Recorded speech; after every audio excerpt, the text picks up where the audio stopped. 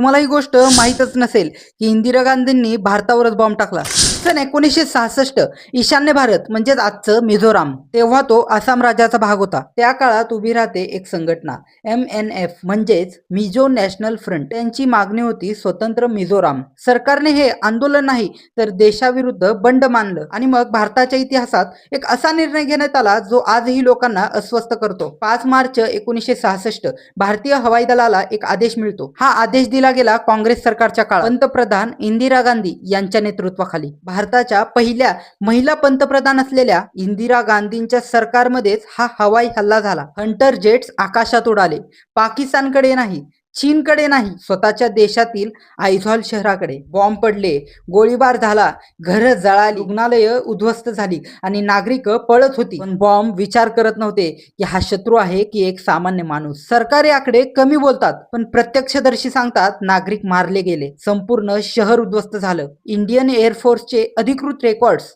2013 मध्ये डिक्लासिफाईड झालेले government documents, भारतीय संसदेत केले गेलेली या बॉम्बिंगची अधिकृत कबुली, इतिहासकार आणि माजी एअरफोर्स अधिकाऱ्यांचे लेख, हे सगळं सिद्ध करतं की हल्ला झाला आणि तो सरकारच्या आदेशावरून झाला। त्या दिवशी भारतात शत्रू सीमेवर नव्हता, तो निर्णय घेणाऱ्या खुर्चीवर होता। असा इतिहास जो राजकारणामुळे लपवला गेला तो जाणून घ्यायचा असेल तर ह्या व्हिडिओला लाईक कर आणि जास्तीत जास्त लोकांपर्यंत शेअर कर आणि चॅनलला सबस्क्राईब केल्याशिवाय जाऊ नकोस।